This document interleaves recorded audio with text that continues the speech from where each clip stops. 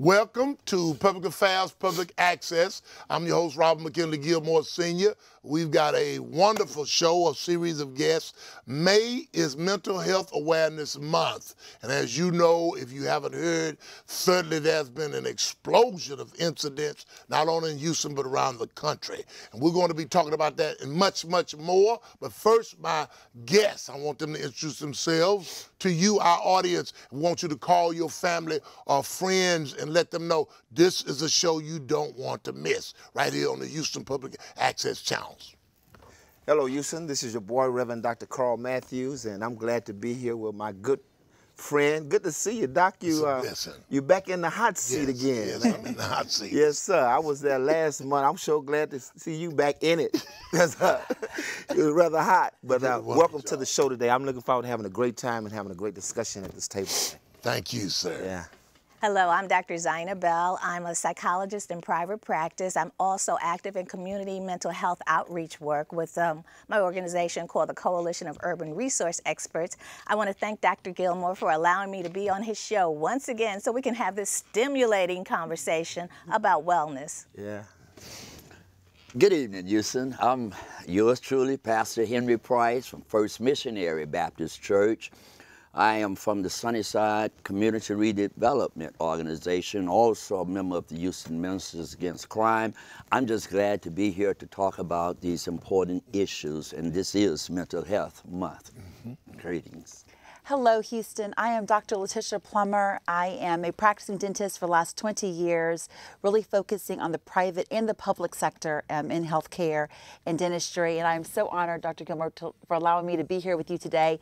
Hopefully have a conversation about dental health and some political action that we can take to support our community's health from a mental health perspective. Thank you all for being here. I usually like to try to preface a definition. The World Health Organization defines mental health as a state of well-being in which the individual realizes his or her own abilities, can cope with the normal stresses of life, can work productively and fruitfully, and is able to make a contribution to his or her community. That's the World Health Organization, which in this world of ours is probably the leading health entity on the globe. And so I agree wholeheartedly with that definition. And of course, they have some other principles and programs. But I think in Houston, this particular month being May, we have the Malia Davis. She is a young 4-year-old who is missing, has been missing for the last 5 days, I believe, Matthews, in terms of a story that was told by her stepfather, Reverend Price, and this has been a traumatizing event for the entire community. They have not found her, so today supposedly the car was found, and at this stage everybody's still looking. And that was a statement made that 3 Hispanics supposedly had attacked him, and that supposedly led to the kidnapping, but none of the story is adding up. And I guess along with that, we've had 1 or 2 incidents over the last few days where a young man burned his daughter alive to get back at his the mother. And then, of course, we had an incident in Mississippi where the young man shot a police officer, veteran, I'm a veteran, Price, you're a veteran, who was merely standing in the parking lot. And, you know, I want to make sure I understand and you understand that when we say May is Mental Health Awareness Month, that does not mean a person who has a diagnosis. And I know that, Reverend Price, I want to start with you because you were recently in the courts with talking to some of our judges and others who obviously need to come up with alternatives and your work in the community through Ministers Against Crime. And then I want to go to Dr. Bell for clarification about this idea of mental illness. So, you know. Well, my thing, and one of the things that I've been really concerned about is that we have, let's say, politicians, we have leaders, we have people that's in the criminal justice system and all of that, addressing all of these other issues, but never have anybody said anything or did anything to have mental help in our communities.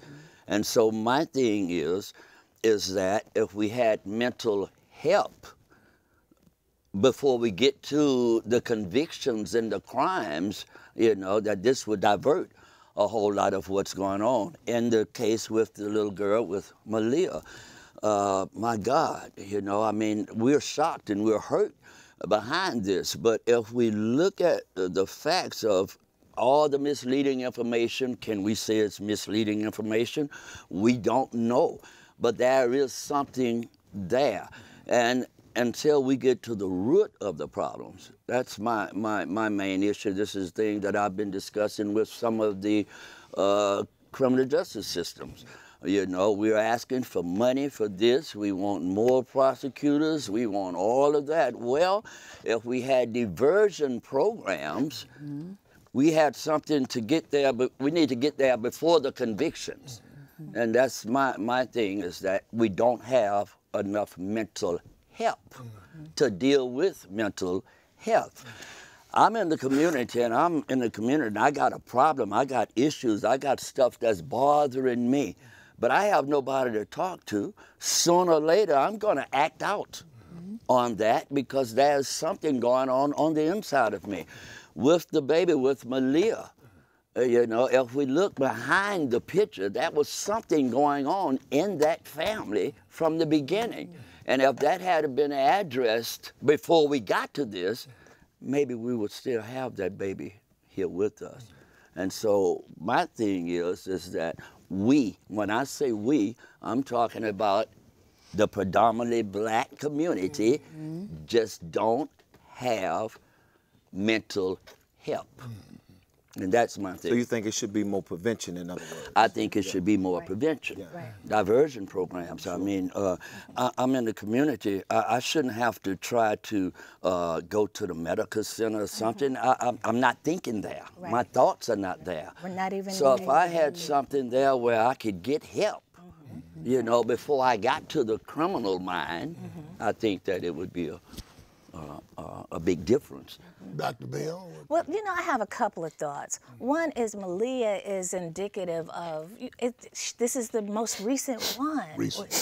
There is something going on in terms of how our community is being traumatized, how we recover from these injuries, that there are all types of abuses and killings going on. And we keep getting slammed and slammed and slammed. And nobody talks about how maybe we don't have the coping skills, or nobody talks about how trauma has affected brain development. So as your point, in terms of prevention, also being active in identifying we've had these kinds of traumas, so this is what we need to do from a grassroots standpoint.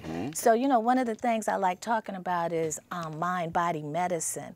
And it's it's kind of a self-help program, but it also teaches skills that allows the person to take those skills into their home, into their community, and maybe possibly creating that ripple effect. So something as simple as taking breaths. I was over at Yates, right? And the kids were doing a TV show. They, you know, Yates has this tremendous studio. And they're saying, well, we didn't know that you could cope by taking deep breaths, or we didn't know that there's such a thing as Afrocentric thinking or beliefs. We didn't know that you could, what was the other thing they said that they didn't know?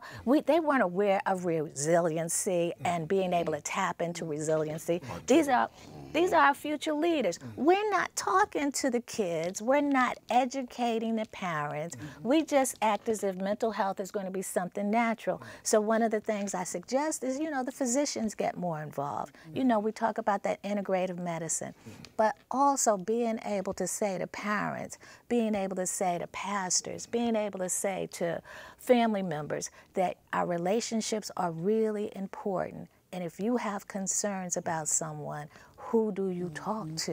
We used to be able to, we used to be able to sit at a kitchen table and say, he's acting kind of strange. She didn't come home last night.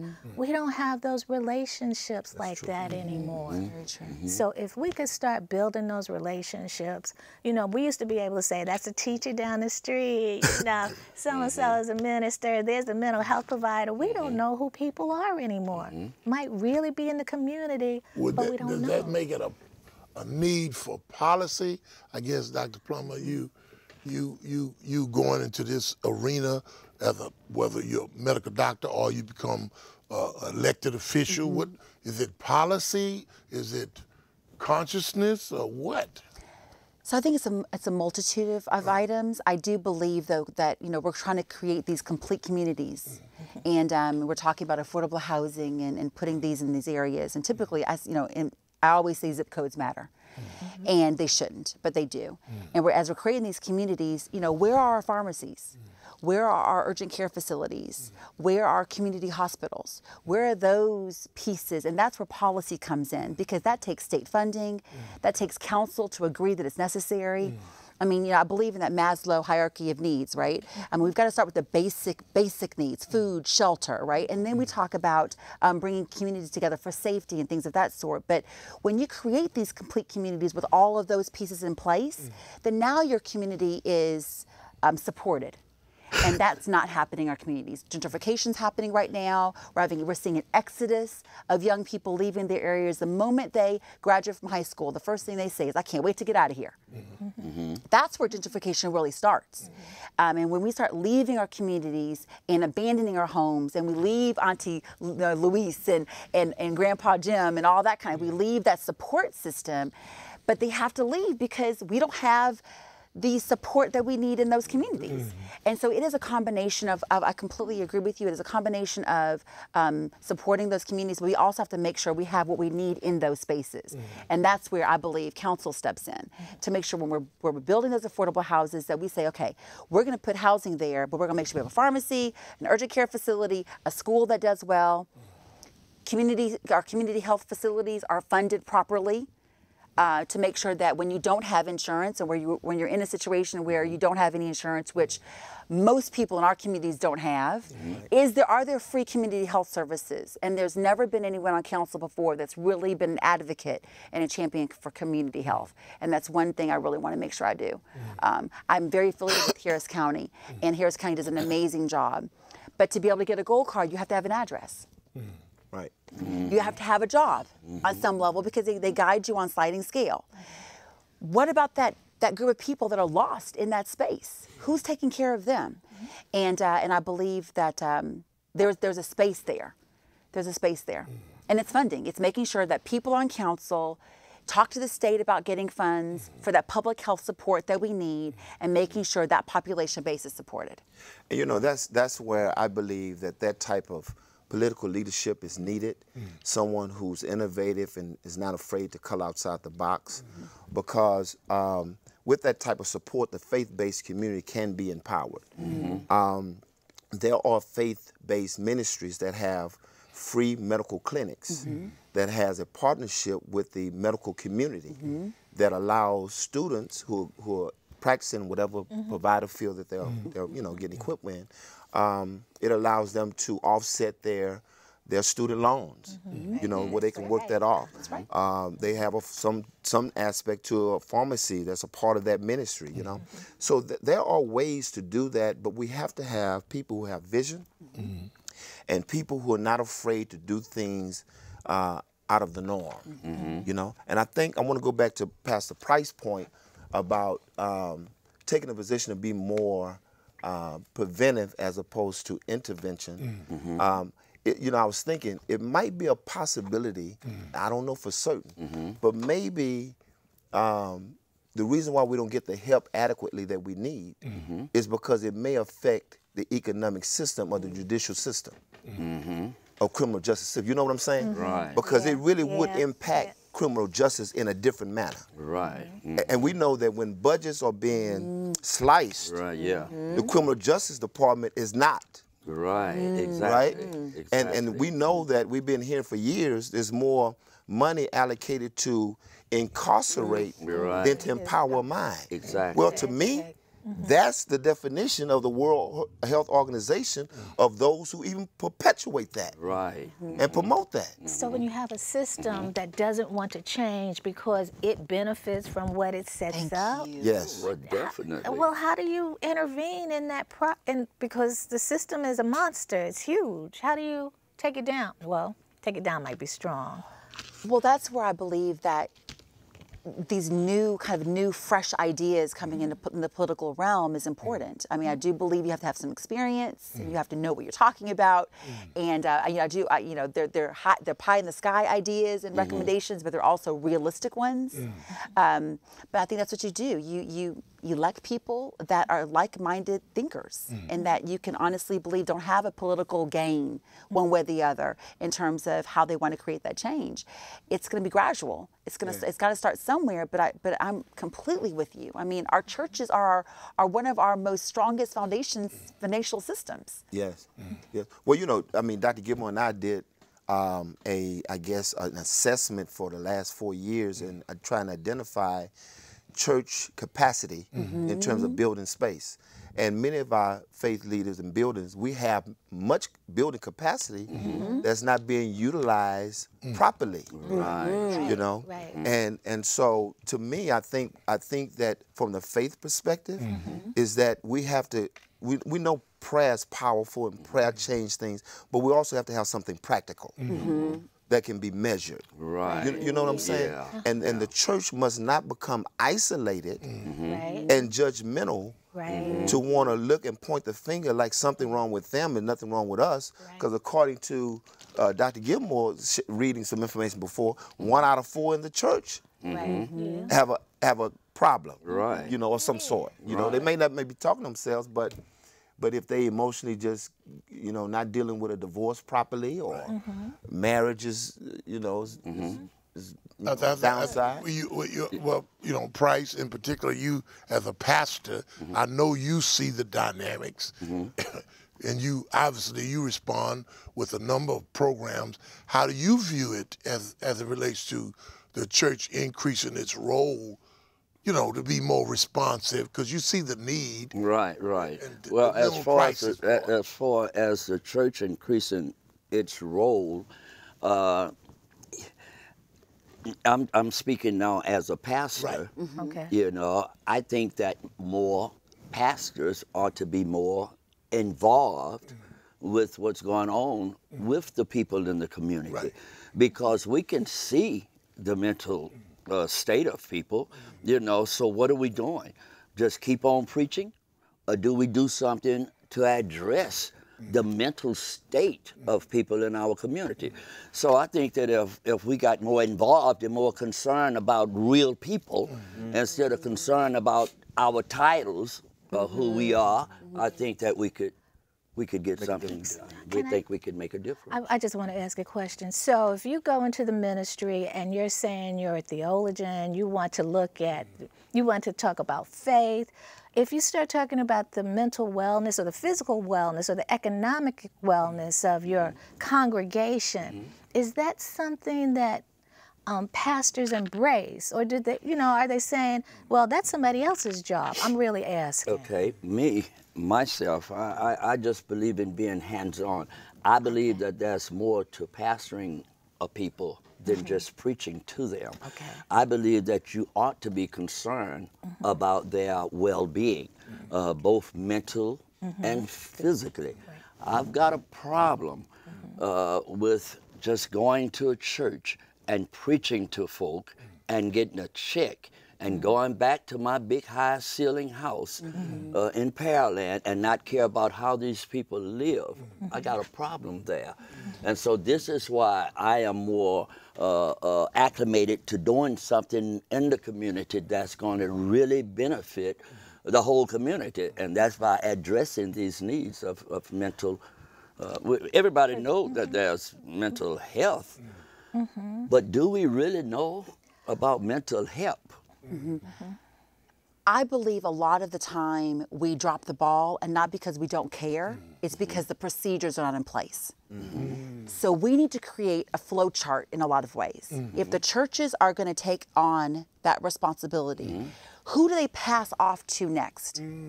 And then who passes, where does that go next after that? Where does the ball end? Because if you don't have some type of procedures in place, then those people get lost in the shuffle. When that person moves, maybe they're homeless. When they move to a different area, who's going to track them and make sure that they're okay? It's the procedures that are not there. The what is there. That's why we're having this conversation. But the plan isn't in place. And that's the problem even in the health system itself. You know, Exactly. The delivery model is just broken. Yes. Where does that come from? You know, I have no idea. I don't know if they don't care, they don't recognize it, or is it just a... Well, I know, speaking with one of the directors in the large health institution, excuse me, simply said to me one day that the passion and the compassion is not the same of the students who are going through that educational process. Meaning what? Meaning that if they have a person that's on the table and they're providing a surgery, and it's time for them to get off the clock, they're going to go, take the gloves off, wash up, and leave. I'm being traumatized. So I hate to... As you see. It's like that's his personal experience. I hate to think that I'm the person laying on the table at the expense of the person who got to go. Wait a have minute. lunch. Wait a minute, because we're going to have to take a break. Dr. Brumman, so how do you get there based upon these procedures? I agree. I'm like Matthew. I agree. Who leads the charge? So it depends on what we're talking about. I mean, where's our initial start going to be? Let's just hypothetically say the church. If you come from a political perspective, you build a task force. You say you bring your pastors, and not a lot of people, but everyone you choose in your, let's just say Acres Homes. You choose a couple of leaders in that specific place. You find your healthcare providers in that one specific place. You find your business owners. You find your politicians, and you bring them all together, and you create a strategy and a plan. And no one leads it. No one's getting a financial gain. No one's winning. You're doing it because you want to see your community lift. That's the reason you do it. And if those players don't have that same intention, then they shouldn't be at the table. Well, I don't know if you've already kind of registered that name, but I love that idea, community lift. That's a good plan. So my plan is Lift Up Houston. That's kind of my Lift Up Houston. And it's all together. It's not one section at a time. And everyone elevate everyone equally. And that's kind of my tag phrase, because as I'm traveling around these communities, it is devastating. I'm going to bring it, and I know we've got to go to a break, but we went to Acres Homes to kind of deal with the people that have been affected by Harvey. Mental health, huge, right? You've lost your home. It's a whole nother conversation. And my children in the car said to me, "Mom, where are we?" I said, "We're in Houston, baby." And these are teenagers. Like, what do you mean we're in Houston? Do people live here? No, they really said that. And my boys are they're not sheltered. I mean, but they're seeing homes boarded up. They're seeing people sleeping on their porches. They're walking in people's homes. Third world and they see half of the walls are still cut out. Exactly. It's a problem. It's a third world environment. That's mental health. Do you think do you think the people in those communities have healthy mental health? No. Definitely. And do you think when they go to their doctor, you think they're not just being prescribed medication? Right. Which leads us to our opioid abuse? Well, first of all, they got to get into the system. The system That's going to first. take 3 months to do that. Exactly. But if they're not, what are they doing? They're calling somebody and they're taking somebody else's medications, right? Don't let anything travesty happen in the family. You might have a missing baby. Thank you. Stop. No, it's okay. That's it's a real conversation. It's real. But y'all going to the root cause based on what you were saying. It is the root. It's the root cause, which is why the child is missing. That's what it does. There was It's the root cause. There was something going on, And you right? made a point out there. You can't leave without making that observation. You said who takes the responsibility? Are we not going to put it on the professionals? Okay. How many are there? Oh, I'm just making an observation. There's the not enough. professionals and the liability issues that we're talking about. There's not enough professionals. Even if the professional was willing to take on the liability issue, there still aren't enough professionals to address the problems. That's why you hear people talking about doing peer-to-peer or training people within the community because there aren't enough professionals. But still, the professionals are going to have to take the lead because they can't just all put it on the peers. Right. When, you know, the church deals with this person. Yes. You know, they schizophrenic, they borderline, or you know, whatever, and they about to burn up their child because of some craziness. But I don't think the issue, I really don't, because, you know, the cure has actually been out there when it's been Harvey, when there's been other, you know, we've actually done work around trauma. And it hasn't so much to do with the responsibility piece. Part of it has to do with the procedures. Part of it has to do with the relationships. Part of it has to do with how labor intensive it is. So as a professional that's active in community mental health outreach and also a single parent and also needing to take a break at some point in time, there's a lot out there to do. And even if you're not concerned about the money, I'm talking personal now, there's also the burnout piece. Well, Ms. Plum, I hope that if and when you're elected as city councilwoman, that you would bring that leadership, because we realized that during Harvey, there were a lot of money raised for that situation, right?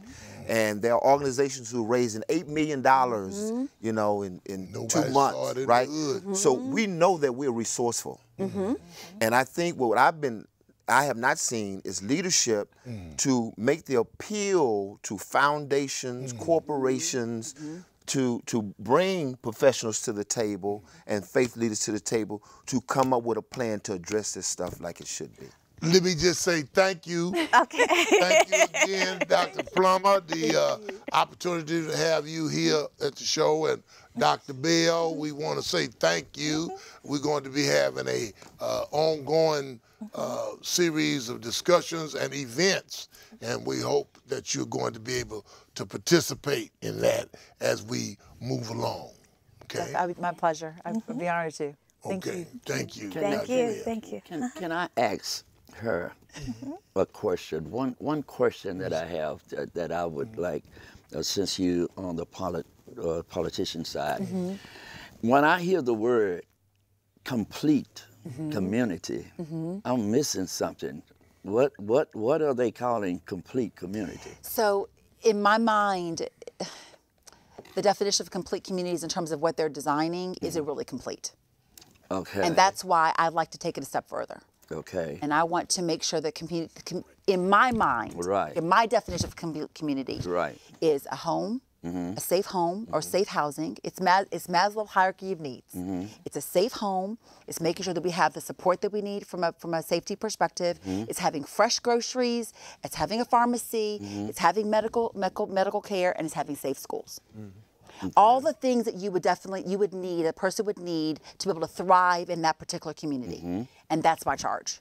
Okay. And you bring developers in and you bring people into the fold to make sure that piece is completely done. Because if I have a home, which is great with affordable housing, but I have to drive to a different community and take my money elsewhere, then how is that community going to continue to thrive? Okay. Thank you very much. Thank you very much. We're going to take a quick break, and then we're going to come right back. And we want you to stay with us right here on Public Affairs, Public Access. Stay tuned. We're going to take a quick break.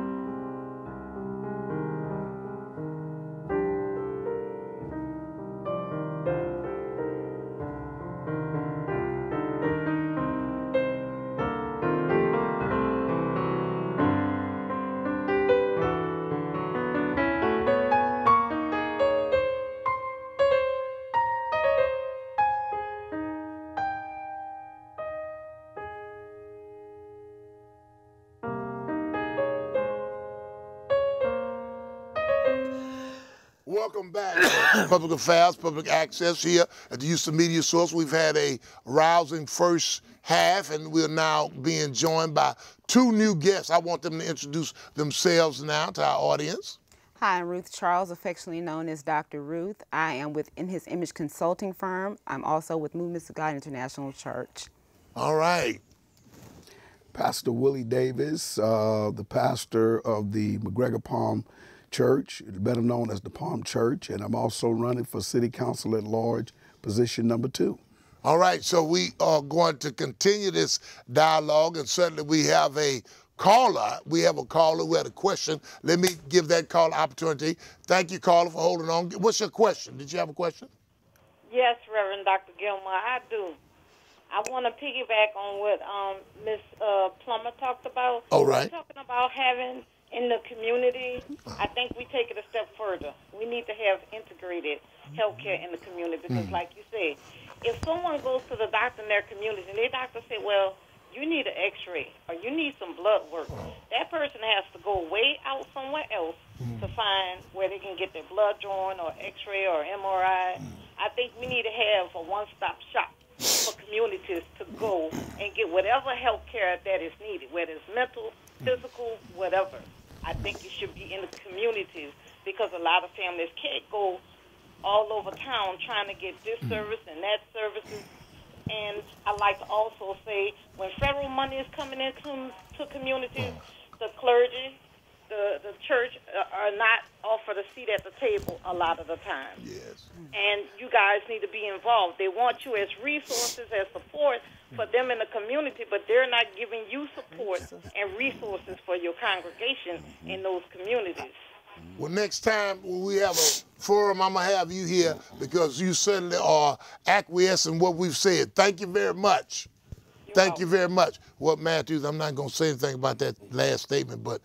Well, Doc, you know, that's my pet peeve. That's been one of the things I've been, amen. Yeah, amen. I've been preaching that on the wall for a little years. While. Yeah. Dr. Charles, what do you think about what she just mentioned? I think that's...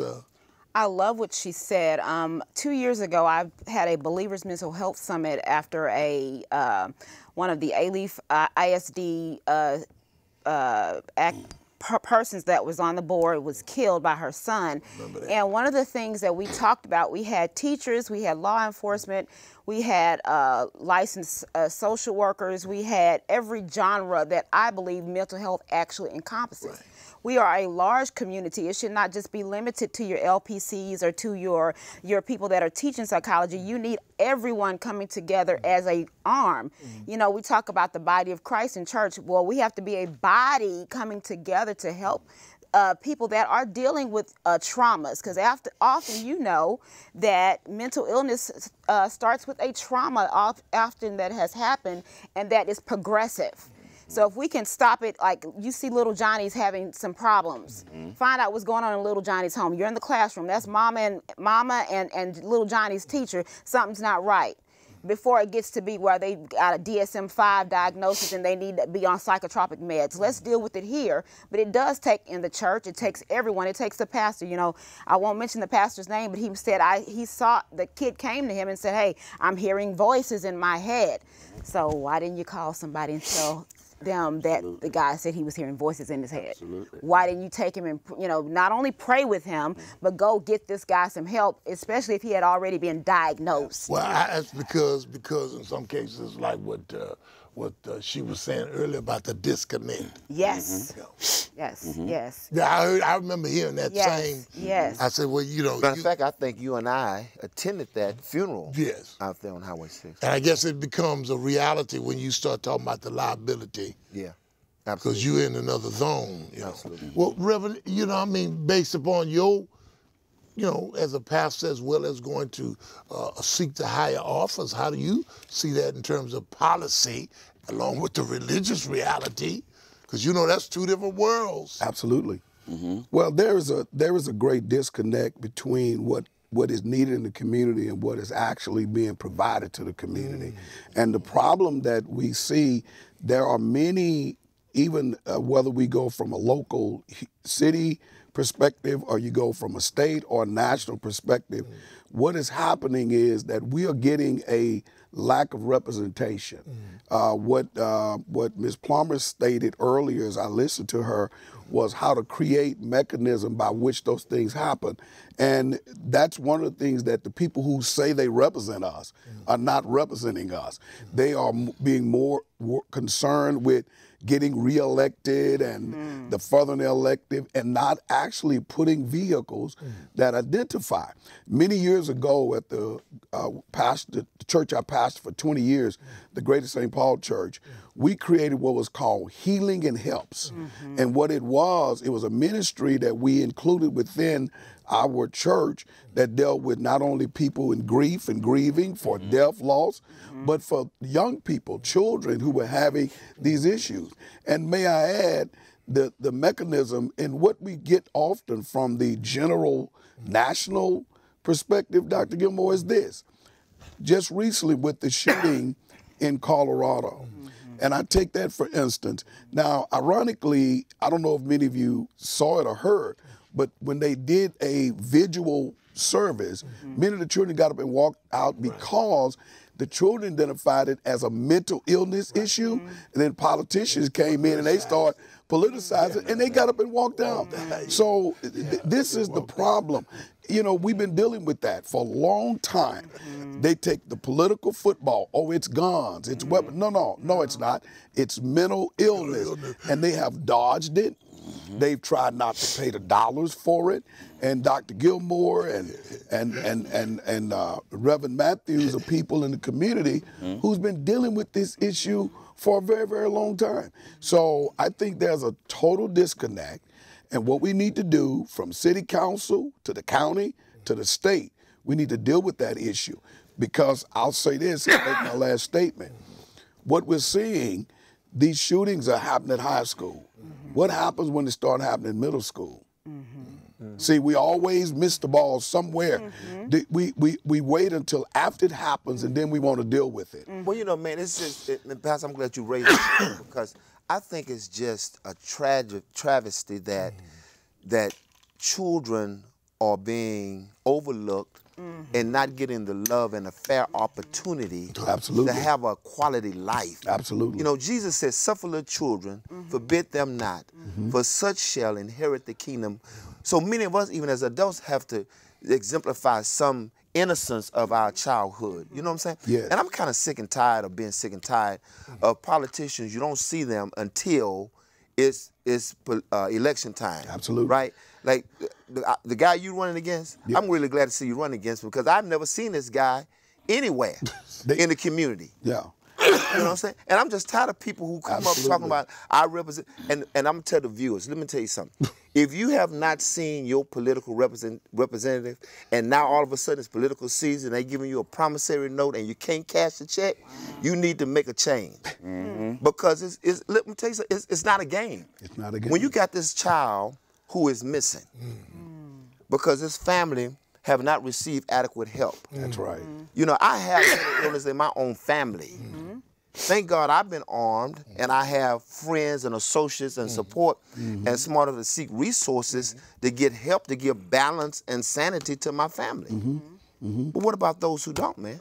Well, you know, I'll say this, and I'm glad you brought that up, because so often what we end up doing, and I was listening to Dr. Ruth, and she is exactly correct, as well as some of the things that Pastor Price talked about, because those of us that know Dr. Price, he's in the trenches. But here's the thing we do. We oftentimes, Dr. Gilmore, spend more time in what Rev. Matthews is talking about. We want to put a Band-Aid on a shotgun wound. You cannot put a Band-Aid on a shotgun wound. You got to sew it up. You got to do surgical, you know, operation. And again, for someone who, on the other side, I've spent most of my years, as you know, in the city, helping politicians get elected. Now I'm on the side of trying to do that, and it's because it's just totally remiss of people to wait till election time. Then they want to be representative, and most of the people, like the person I'm, you know, being involved with, you know, I tell him he ought to change his name to Casper.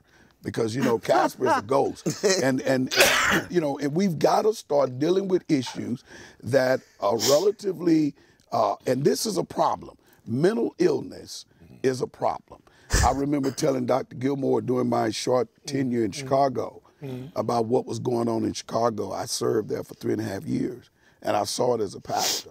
The community have issues, and they're avoiding the issues. They call it one thing when it's really something else.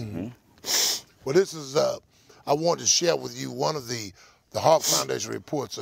Oftentimes I use these reports. I think they're so good. It was put together in 2007 as a part of the city of Houston and Harris County, but one of the 5 goals talked about increasing the community's responsibility for the mental health and well-being of all children in Houston and Harris County. Yes.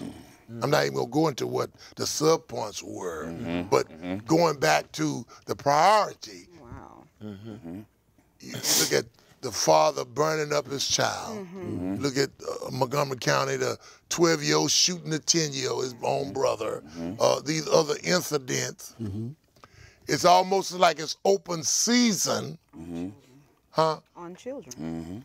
on children without a priority towards their mental health and well-being. So when I say Price, 20 years from now, these are the persons who will be in charge. What will they really be thinking about what we really did to provide for them? Dr. Ruth?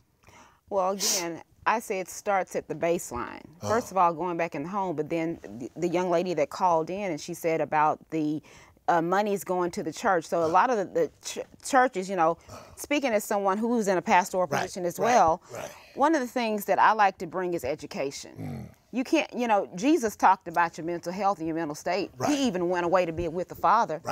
A lot of us that are in positions of leadership won't take breaks. We think we can do it all. We can't do it all. You got to stop. You got to relax, relate, release, like Whitney said. And that helps you to deal with your own mental health. Your own mental health. And when you deal with your own mental health, then you're able to shovel down. You're able to pass down. You're able to educate beneath you. You're able to be not just a talker, but an example. You walk your talk. Do you really believe this is for you and Price? Do you really believe it's more clergy leaders, just like other elected leaders, who mentally imbalanced and don't know it, so therefore they can't reach people, because it's almost like I got my defensive mechanism. I see this pain, I'm not dealing with it. Oh, yes. So I think that's quite interesting. I just wanted because I didn't know. I never looked at the fact that Jesus needed mental health. Yes, he did. He did it all the time, didn't he? Like if Jesus needs mental health, he had to go back. I know I need So he got mentally healthy before he got mentally ill. He was 100% God, 100% flesh. Here's the thing. Many of us, pastors, leaders, or what have you, haven't first came to the realization that you do have a mental problem. How can you not have a mental problem when you've been through and still living with all of the different racial disparities?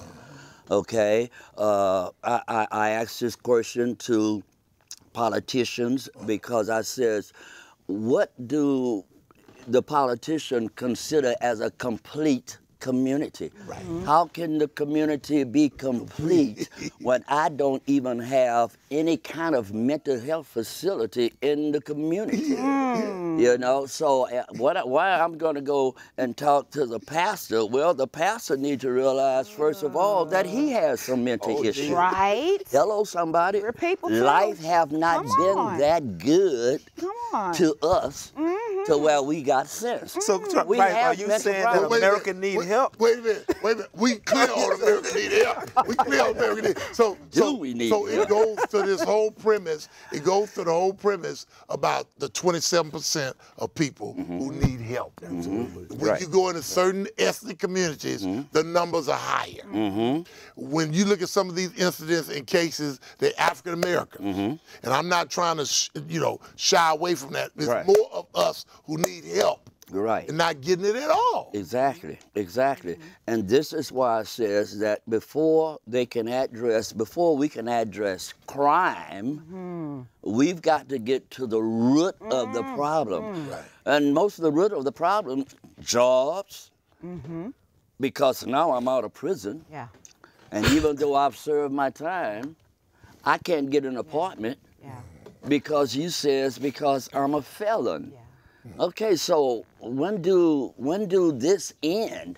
I've done my time, but now I can't get a job because you looking at the box and saying it's a felon, so you haven't even given me an opportunity to even show you the real me.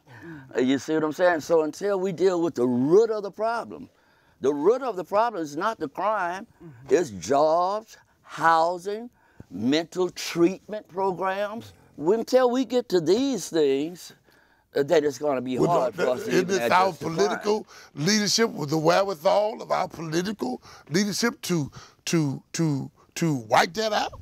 Yes, it is.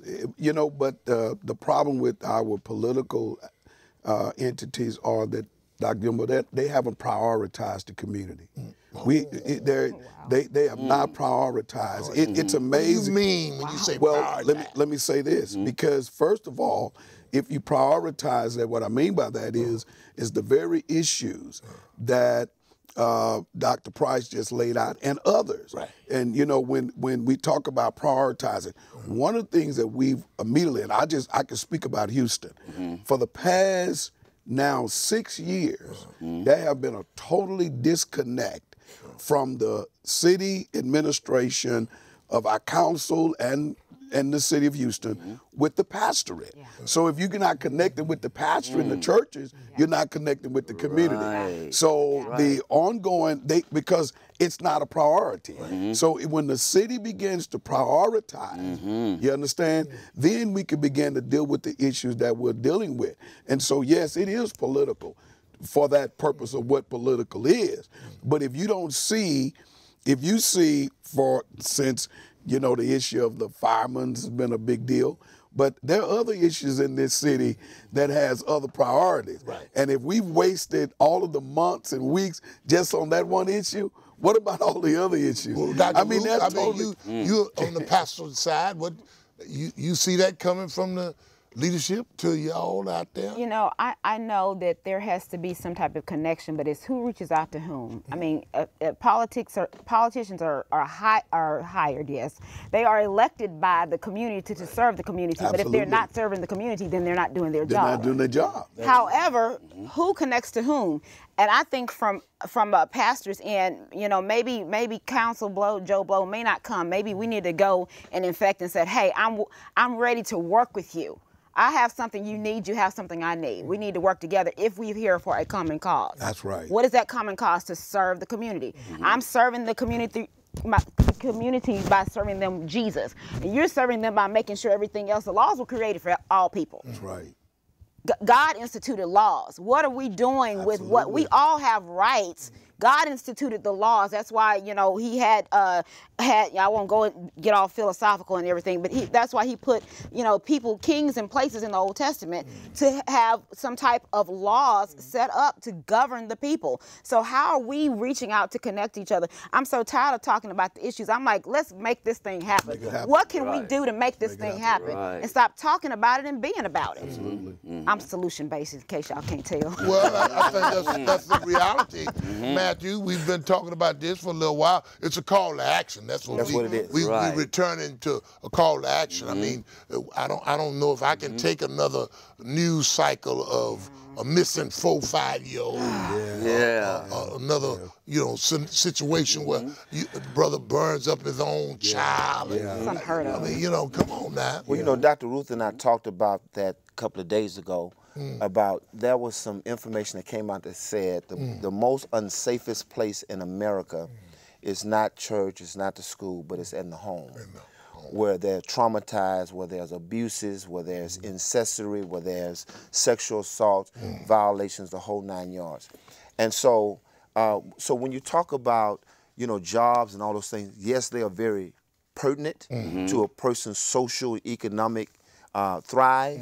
However, as I talked about repent, it doesn't mean to just stopping the sin. I think in order to change the behavior, you have to change the identity. Absolutely. And the only thing that can change the identity is, in my belief, not to impose on any one of our viewers, is the Spirit of God that comes in. Be ye transformed by the renewing of your mind. You understand? And so that's why it's so significant to include the faith-based community, who's the boots on the ground, dealing with the pain, dealing with the trauma and all these things, and to think that you can use the church to make or meet compliances and get $20 million and not have any resources to empower the faith community. Right.